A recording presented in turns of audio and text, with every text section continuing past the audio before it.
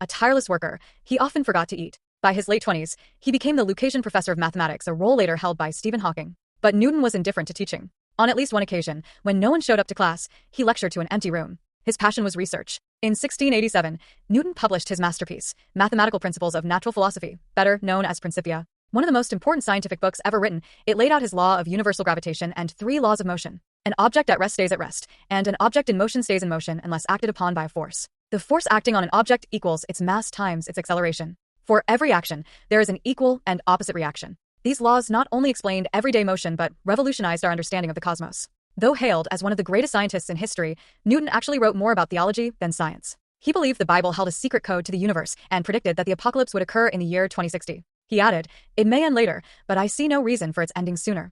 Newton envisioned a time of war and destruction followed by Christ's return and a divine new era. His religious views were unconventional. He rejected the Christian doctrine of the Trinity and opposed King James II's efforts to turn English universities Catholic, which led to Newton being elected to Parliament. He reportedly only spoke once in session, to ask that a window be closed. Another hidden facet of Newton's life was his obsession with alchemy. For 25 years, he searched for ways to transform ordinary metals into gold. He even recorded a recipe believed to be part of creating the legendary Philosopher's Stone, later popularized in the Harry Potter series. Alchemists believed the stone could bestow immortality. Unfortunately, Newton may have suffered mercury poisoning from his alchemical experiments. Tests on his hair after death revealed high mercury levels, possibly explaining a mental breakdown he experienced in 1693 when he accused friends of conspiracy, suffered from insomnia, and fell into depression. The episode lasted over a year. He eventually left Cambridge after 30 years and moved to London to help run the Royal Mint. Britain's currency was in chaos due to coin clipping and counterfeiting. Newton applied scientific methods to improve coin-making precision. As warden and later master of the mint, he pursued counterfeiters relentlessly, many of whom ended up on the gallows. In his later years, Newton worked to secure his legacy,